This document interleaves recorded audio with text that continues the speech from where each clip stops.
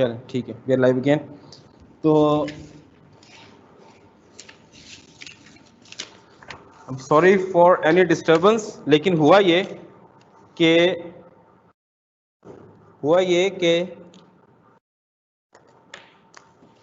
YouTube live थोड़ा सा unstable हो जाता है,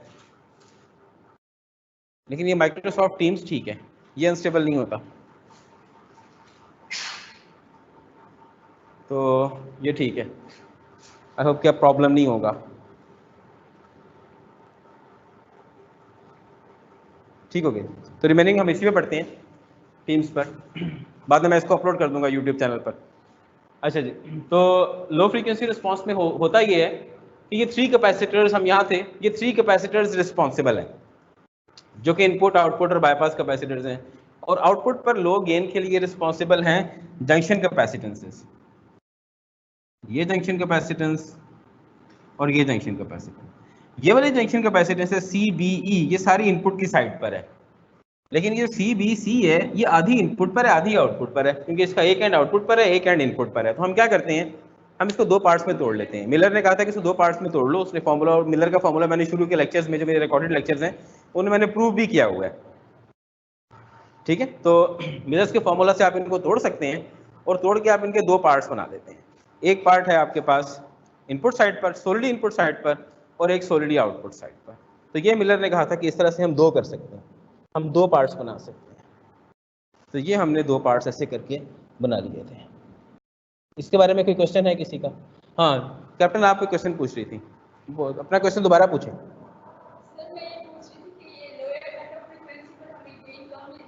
हाँ जी जी जी, उससे कई तरीके हैं। हम लो फ्रीक्वेंसी गेन पर देखें, हर चीज़ का ना कोई फायदा होता है और नुकसान होता है। इस दुनिया में कोई चीज़ ऐसी नहीं है जिसके सारे फायदे हों, हम उनको एक फायदे के लिए लगाते हैं। इन 3 एक्सटर्नली कनेक्टेड कैपेसिटर्स को हम कुछ फायदा लेने के लिए लगाते हैं, हम उनसे वो फायदा ले लेते हैं, लेकिन हमें उससे कुछ डिसएडवांटेज भी हो जाता है, कुछ नुकसान भी हो जाता है। अब उससे कैसे बचना है, उस डिसएडवांटेज को कैसे कम करना है, इस दुनिया में सारी चीज़ें एक कॉम्प्रोमाइज़ हैं, किसी चीज़ के सारे एडवांटेजेस नहीं है, किसी के सारे डिसएडवांटेजेस नहीं है। तो ये डिपेंड करता है कि हम क्या चाहते हैं। अगर हम गेन को फिर भी इंक्रीज करना चाहते हैं तो हमारे पास ये एक तरीका है, RC in parallel with RL के कॉम्बिनेशन को अगर इंक्रीज कर देंगे तो हमारे पास गेन ज़्यादा हो जाएगा, लेकिन ये स्टिल ये मिड बैंड गेन होगा। और यहाँ पर जो गेन होगा कट ऑफ फ्रीक्वेंसी के ऊपर, वो आपको पता है कितना होता है, 70.7% ऑफ AV मिड होता है। तो अगर AV ज़्यादा हो जाएगा तो AV मिड भी ज़्यादा हो जाएगा। तो ये एक वे है। हम RE को स्मॉल कर सकते हैं, स्मॉल RE, क्योंकि स्मॉल RE होता है, स्मॉल RE होता है 26 मिली वोल्ट्स डिवाइड बाई DCIE। तो अगर हम समहाउ DCIE को कम कर लें तो हम RE की वैल्यू को, DCIE को इंक्रीज कर लें तो RE को कम कर सकते हैं। अगर DCIE इंक्रीज हो जाए तो RE को कम कर सकते हैं, और फिर हम इंक्रीज कर सकते हैं। लेकिन और एक और चीज़ हमने देखी थी, शायद आपने गौर किया हो, कि जब हमने FETs पढ़े थे तो FETs के केस में ये बहुत लो है, ये लोअर कट ऑफ फ्रीक्वेंसी, जो dominant lower cut off frequency होती है वो बहुत लो होती है कंपेयर टू BJTs। तो इसलिए FETs बेहतर एम्पलीफायर्स हैं। अगर आप ऐसे एम्पलीफायर, अगर आप वाकई लो फ्रीक्वेंसीज के ऊपर काम करना चाहते हैं, यानी फ्यू हर्ट्ज के ऊपर, मे बी आप 50 हर्ट्ज 60 हर्ट्ज के ऊपर काम, आमतौर पे हम हायर फ्रीक्वेंसी के ऊपर काम करते हैं, इससे हायर फ्रीक्वेंसी पे काम करते हैं। अगर आप फिर भी 100 हर्ट्ज के राउंड काम करना चाहते हैं तो FET ज़्यादा अच्छे एम्पलीफायर्स हैं BJT से कंपैरिजन में, क्योंकि वो लो फ्रीक्वेंसी, उनकी जो कट ऑफ फ्रीक्वेंसी है, ये dominant cut off frequency, lower cut off frequency, वो थोड़ी है। तो हमें कौन सा एम्पलीफायर अच्छा लगेगा? हमें ये एम्पलीफायर अच्छा लगेगा जिसकी ये लोअर कट ऑफ फ्रीक्वेंसी है, या हमें ये वाला एम्पलीफायर अच्छा लगेगा? अगर इसकी lower cut off frequency 200 hertz है तो इसकी है 100 हर्ट्ज, तो हमें कौन सा अच्छा लगेगा इन दोनों में से? हमें A अच्छा लगेगा या B अच्छा लगेगा? हाँ 100 वाला, यानी B अच्छा लगेगा, B अच्छा लगेगा। आइडियली क्या होना चाहिए, मैंने बताया हुआ है क्लास में, आइडियली क्या होना चाहिए कि सारी फ्रीक्वेंसीज के ऊपर just above 0 up to infinite hertz, सारी फ्रीक्वेंसीज के ऊपर एम्पलीफायर को एक चाहिए मिड बैंड गेन, लेकिन अनफॉर्चुनेटली प्रैक्टिकली ऐसा होता नहीं है। लोअर फ्रीक्वेंसीज के ऊपर गेन कम हो जाता है, हाई फ्रीक्वेंसीज के ऊपर भी गेन कम हो जाता है, लेकिन उसके लिए डिफरेंट कैपेसिटर्स रिस्पॉन्सिबल हैं। ठीक, तो इसके अंदर जो लोअर फ्रीक्वेंसी के ऊपर गेन रिड्यूस हो जाता है। इसके लिए हमने बताया था कि 3 चीज़ें रिस्पॉन्सिबल हैं।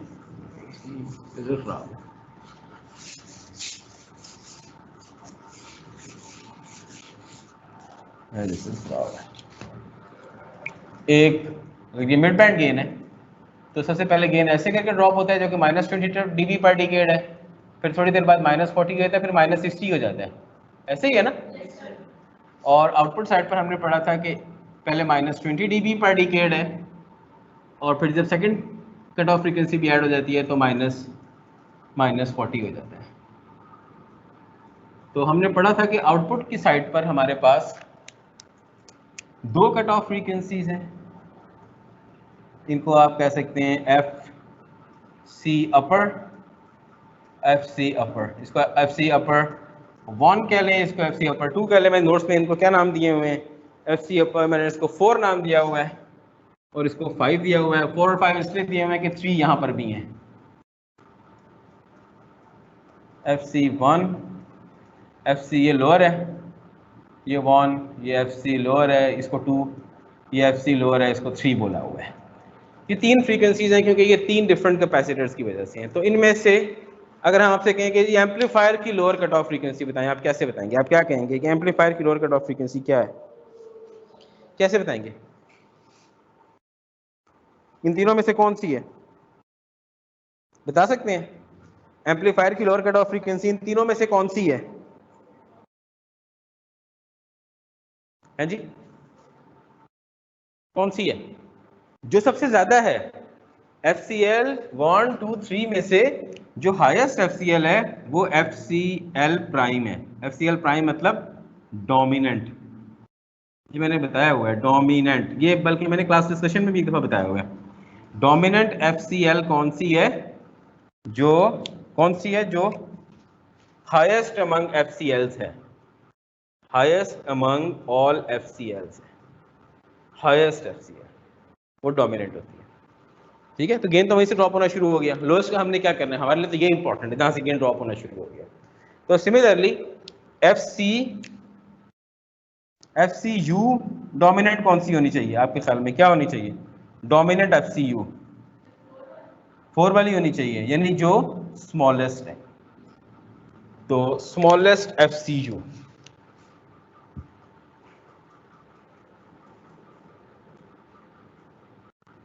स्मॉलेस्ट FCU अपर कट ऑफ फ्रीक्वेंसी जो कि स्मॉलेस्ट है। तो लो फ्रीक्वेंसी रिस्पांस ये है, और इसके नीचे मैंने हाई फ्रीक्वेंसी रिस्पांस लिखना था जो कि नहीं लिखा, वो इसकी वजह से।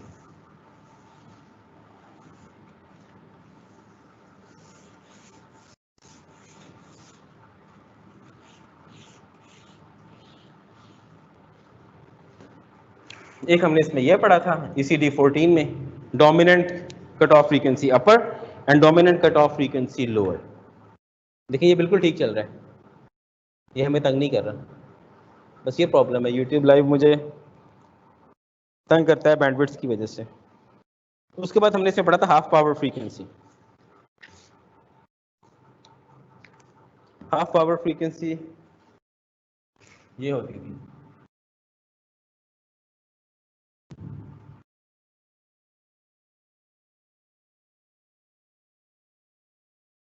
यानी किस फ्रीक्वेंसी के ऊपर जाके पावर हाफ हो जाती थी। तो हमें ये तो पता है ना कि ये जो हम ऐसे करके वोल्टेज गेन बनाते हैं, वोल्टेज गेन का कर्व बनाते हैं, तो अगर कोई भी FCL है, FC है, चाहे वो अपर है या लोअर, ये FC है या ये FC है, चाहे FC अपर है या FC लोअर है, उसके ऊपर AV कितना रह जाता है? AV मिड का 70% रह जाता है। इसके ऊपर AV होता है 0.707 टाइम्स AV मिड। तो इसका मतलब ये हुआ कि जो V आउट मिड हुआ, V आउट एट FCL वो हुआ 0.707 times V out at mid band. जो मिड बैंड में आउटपुट वोल्टेज था, जब आप कट ऑफ फ्रीक्वेंसी के ऊपर पहुंचे तो आउटपुट वोल्टेज कितना हो गया, उसका कितना रह गया? उसका 70.7% रह गया। 0.707 रह गया, ठीक है।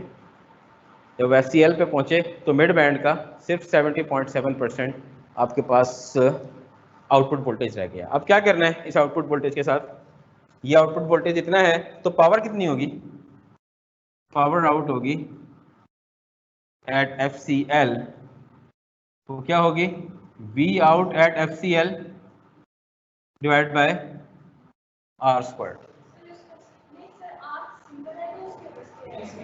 R स्क्वायर उसको स्क्वायर करके FCL square divide by V square over R होता है, V स्क्वायर ओवर R, ठीक हो, V स्क्वायर ओवर R, ठीक है, थैंक यू। तो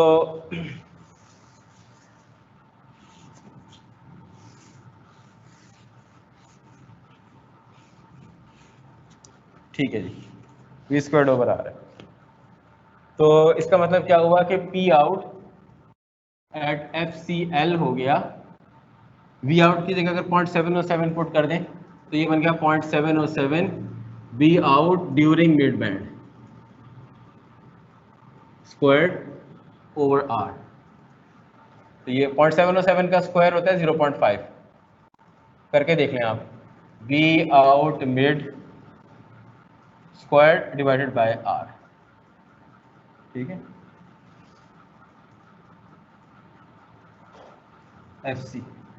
FCL नहीं FC लिख दें इसको, क्योंकि ये लोअर भी हो सकती है अपर भी हो सकती है, सही है। तो जबकि V out mid squared over R किसके इक्वल होगा, ये भी पावर ही होगी ना, लेकिन कौन सी पावर, जो ये वोल्टेज है, कौन सा वोल्टेज है, मिड का वोल्टेज है, तो फिर पावर भी मिड की हुई, तो ये हो गई power out during mid band, ये हो गया 0.5 is equal to power out at FC। इसका मतलब ये हुआ कि हर FC के ऊपर, इसका मतलब ये हुआ कि हर FC के ऊपर जो पावर है वो मिड बैंड पावर का, जो पावर यहाँ दरमियान में थी, मिड बैंड में थी, इस पावर का कितनी रहेगी 50%, आधी रहेगी। तो इसका मतलब क्या हुआ कि FCL को हम एक और नाम भी दे सकते हैं, कौन सी frequency, mid band frequency, mid band frequency. तो हम इसको एक और नाम दे सकते हैं, ओ सॉरी, इसको एक और नाम दे सकते हैं हाफ पावर फ्रीक्वेंसी। तो FCL को का एक और नाम है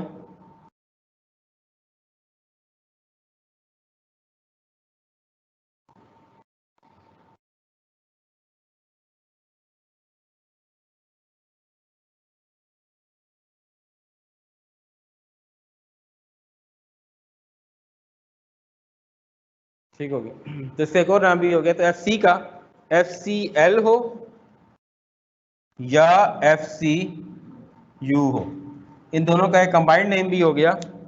कंबाइंड नेम क्या है, हाफ पावर फ्रीक्वेंसी।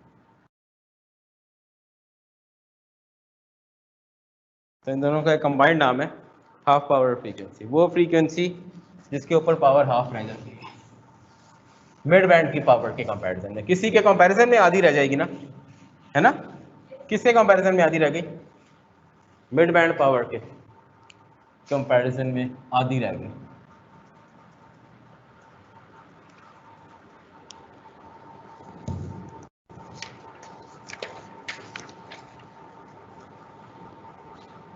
अच्छा जी, उसके बाद है बैंडविड्थ। उसके बाद जो नेक्स्ट चीज हमने इसमें पढ़ी है इसी लेक्चर में, ECU 14 में, ECD 14 में, वो थी बैंड। बैंडविड्थ का मतलब है वो यूजफुल बैंड। बैंड का क्या मतलब होता है, एक बैंड भी होता है ना, म्यूजिकल बैंड भी होता है, ये म्यूजिकल बैंड है, हाँ वो भी यही होता है म्यूजिकल बैंड। म्यूजिकल बैंड का मतलब क्या होता है, बैंड का मतलब होता है range of frequencies, range of frequencies को बैंड बोलते हैं। वो जो म्यूजिकल बैंड होता है वो भी यही कर रहे होते हैं, वो जो म्यूजिक होता है डिफरेंट फ्रीक्वेंसीज से बना रहे होते हैं, इसलिए उसको बैंड कहते हैं, म्यूजिकल बैंड को भी इसीलिए बैंड कहते हैं। तो बैंड मतलब रेंज ऑफ फ्रीक्वेंसीज, बैंडविड्थ मतलब the range of frequencies for which we have the constant gain FCL prime FCU prime। ये प्राइम क्यों लगा देते हैं, प्राइम किसको कहते हैं, डोमिनेंट मतलब तीन में से, ये तीन में से हाईएस्ट है, ये दो में से लोअर है,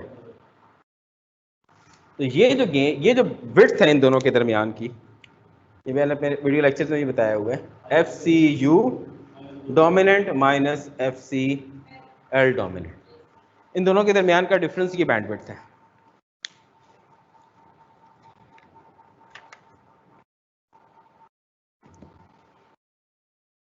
जी, उसके बाद जो इस लेक्चर में हमने आखिरी चीज पढ़ी थी वो है यूनिटी गेन बैंडविड्थ। तो ये तो बैंडविड्थ होगी ना। यूनिटी गेन बैंडविड्थ का क्या मतलब है? यूनिटी गेन बैंडविड्थ का मतलब ये है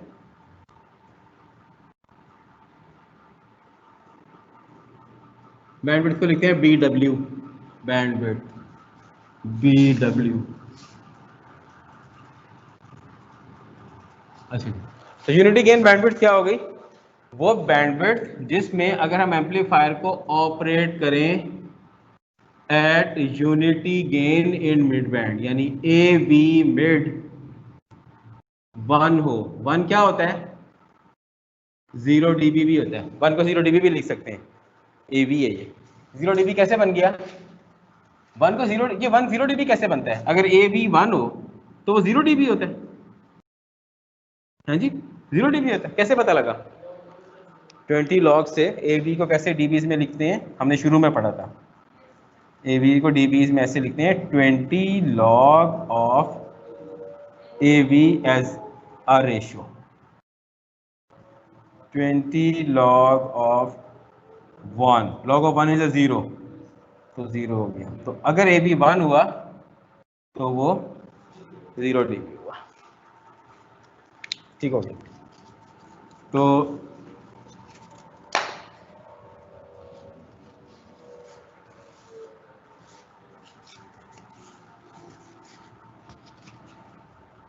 अगर ये AB को 1 रख दें हम, तो ये जो FCL है प्राइम और FCU प्राइम, इन दोनों के दरमियान का डिफरेंस जो है बैंडविड्थ इज कॉल्ड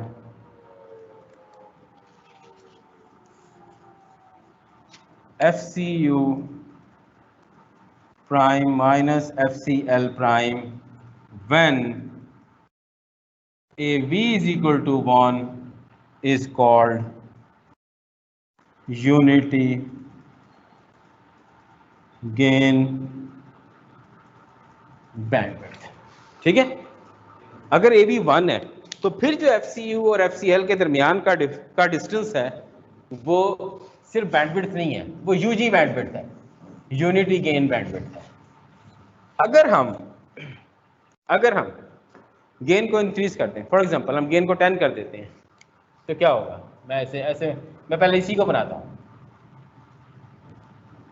ये हमारे पास था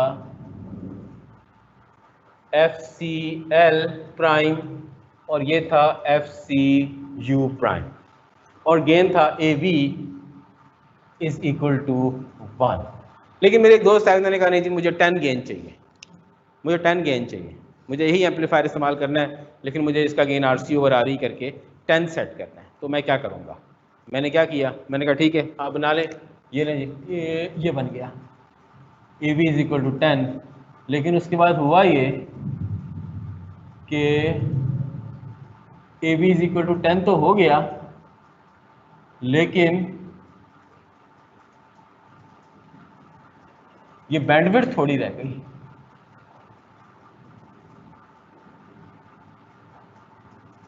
ये बैंडविड्थ थोड़ी रह गई, यानी ये उसकी FCL प्राइम रह गई और ये FCU प्राइम रह गई, गेन 10 हो गया, बैंडविड्थ कम हो गई। कितनी कम हो गई? सो दैट कि गेन बैंडविड्थ प्रोडक्ट कांस्टेंट हो, कांस्टेंट रहा। फॉर एग्जांपल ये था 1000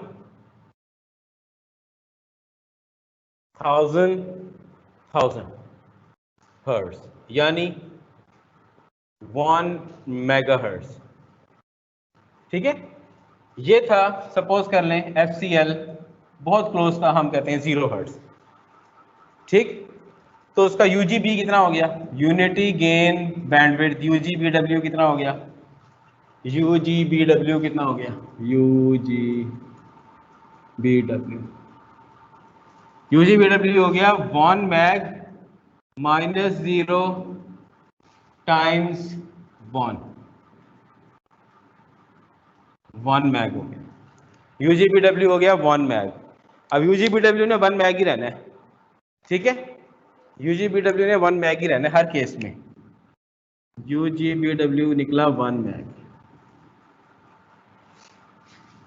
अब आप आ गए एम्पलीफायर नंबर 2 पे जिसका गेन है 10, यूजीबीडब्ल्यू कितना होगा उसके लिए भी वही 1 मैग, वही 1 मैग होगा, तो आप कहेंगे 1 मैग होगा, 1 मेगा is equal to range of frequencies FCL 0 ही है, तो FCU minus 0 times AB 10 FCU dash, या FCU डैश हो गया 1 मैग ओवर 10 यानी 100 किलो हर्ट्ज।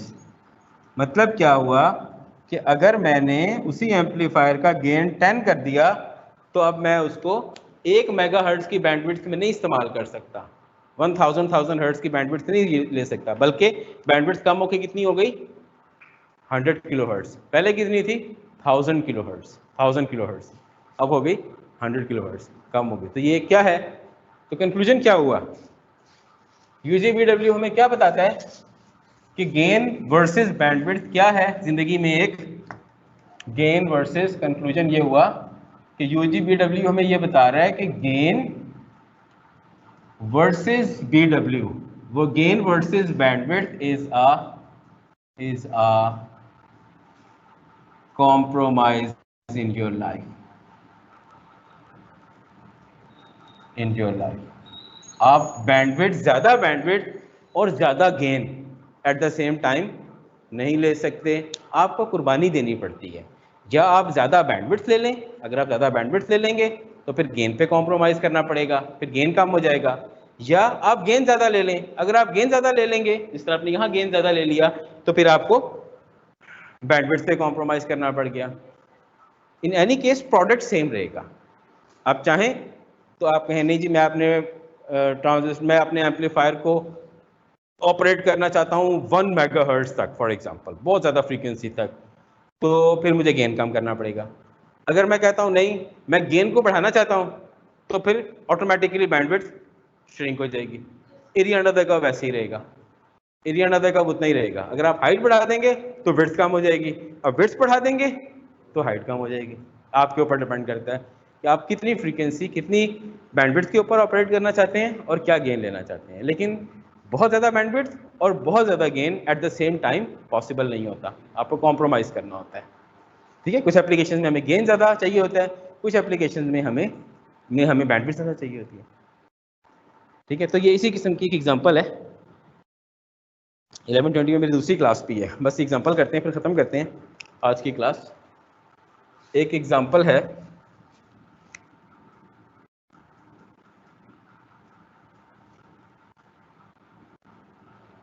एग्जांपल में ये लिखा हुआ है कि यूजीबीडब्ल्यू किसी भी, यूजीबीडब्ल्यू का एक और नाम FT भी है, FT, यूजीबीडब्ल्यू को, यूनिटी गेन बैंडविड्थ को बुक एक और नाम भी देती है F sub T।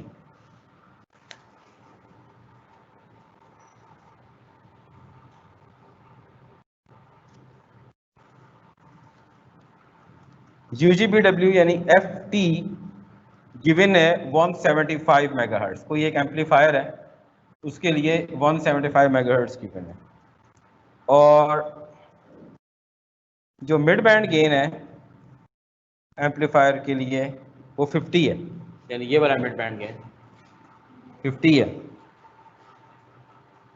आप बताएं जी कि बैंडविड्थ क्या होगी, कितनी बैंडविड्थ तक इस्तेमाल कर सकता हूँ। हाँ हम डिवाइड कर देंगे, यूनिटी गेन, ये FT क्या है, यूनिटी गेन बैंडविड्थ है, यानी गेन और बैंडविड्थ का प्रोडक्ट है। अगर आपके पास एज्यूमिंग कि हमारी जो FCU है, FC लो है, वो अप्रॉक्सीमेटली इक्वल टू 0 है, अज्यूमिंग के वो अप्रॉक्सीमेटली 0 है। तो हम क्या करेंगे, अपर कट ऑफ फ्रीक्वेंसी फाइंड करनी है, बिल्कुल ऐसे जिस तरह हमने यहाँ किया था। ये अपर कट ऑफ फ्रीक्वेंसी फाइंड करनी है, यानी बैंडविड्थ माइनस, अगर ना भी अज्यूम करें, वो सबसे अपर कट ऑफ फ्रीक्वेंसी से पूछ नहीं रहा, बैंडविड्थ पूछ रहा है। ठीक हो गया। तो जिस तरह हमने यहाँ किया था, UGBW है बैंडविड्थ टाइम्स गेन।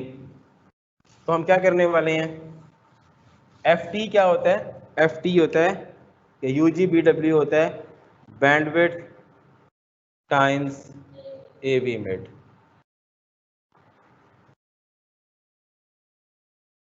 ठीक है, AV मिड। तो AV मिड आपके पास अगर है 50, तो बैंडविड्थ हो गई 175 mag divided by 50, 3.5 megahertz.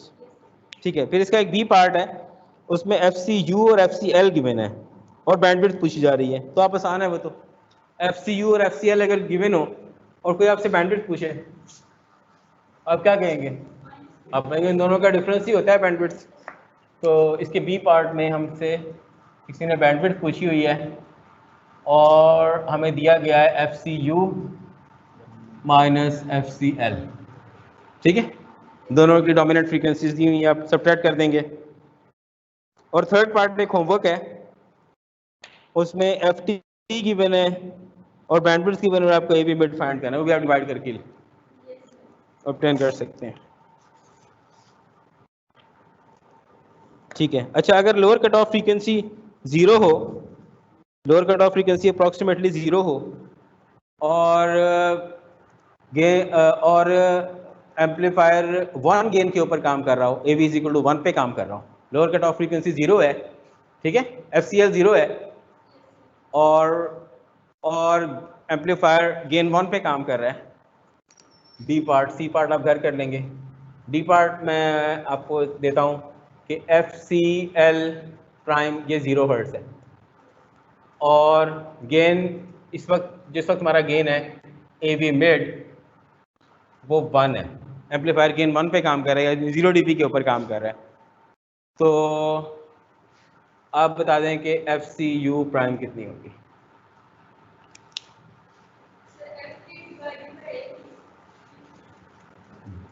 Is equal to FT होगी, इज इक्वल टू UGBW होगी, इज इक्वल टू UGBW या इज इक्वल टू FT। ठीक है ना, अब डिवाइड कर देना, FCU माइनस FCL, ये 0 हो गया, times AV mid is equal to FT। तो एग्जैक्टली वही बन जाती है, FT वही होगी, यानी इसकी अपर कट ऑफ फ्रीक्वेंसी ऐसे एम्पलीफायर की जो यूनिटी गेन पे काम कर रहा है, ऐसा एम्पलीफायर जो यूनिटी गेन पे काम कर रहा है, उसकी जो अपर कट ऑफ फ्रीक्वेंसी होगी FCU, वो असल में FT ही होगी, FT ही होगी। तो ये भी एक क्वेश्चन था जो मेरे जहन में आया उस वक्त। अच्छा, अब नेक्स्ट लेक्चर हम अभी नहीं पढ़ सकते क्योंकि अब हमारा टाइम ख़त्म हो गया ऑलमोस्ट, वो हम फ्राइडे पढ़ेंगे और मैंने एक और क्लास भी पढ़ानी है 11:20 पे। जी बिल्कुल, हमारी हर क्लास ऐसे है कि उसमें चेयर्स भी लगी हुई हैं और वो ऑनलाइन भी है। तो जो लोग आना चाहते हैं, यहाँ आके पढ़ना चाहते हैं, आज हमारे पास 4 लोग फिजिकली प्रेजेंट हैं और अभी तक हमारे पास 10 अटेंडीज़ हैं, 10 लोग हमें ऑनलाइन देख रहे हैं। तो आपकी मर्ज़ी है, आप आके पढ़ना चाहते हैं तो आप आके पढ़ लें, अगर आप घर पढ़ना चाहते हैं तो घर पे पढ़ लें, हमें कोई इतराज़ नहीं। हमने तो क्लासरूम में खड़े होकर पढ़ाना है, जो आ जाएंगे वो हमें सुन लेंगे, वो हमसे क्वेश्चन भी पूछ सकते हैं, जो घर पे हैं वो घर पे हमें सुन सकते हैं, हमें ऑनलाइन सुन सकते हैं, हमें कोई प्रॉब्लम नहीं है। ठीक है, हमारी तरफ से कोई नहीं, आप आ सकते हैं, आना चाहें तो आ जाएं, लेकिन कोशिश ये करें कि 30% से 40% के दरमियान में क्लास यहाँ हो, बाकी तकरीबन 60 to 70% लोग घर ही हों तो अच्छी बात है। ठीक है, ठीक है, ओके।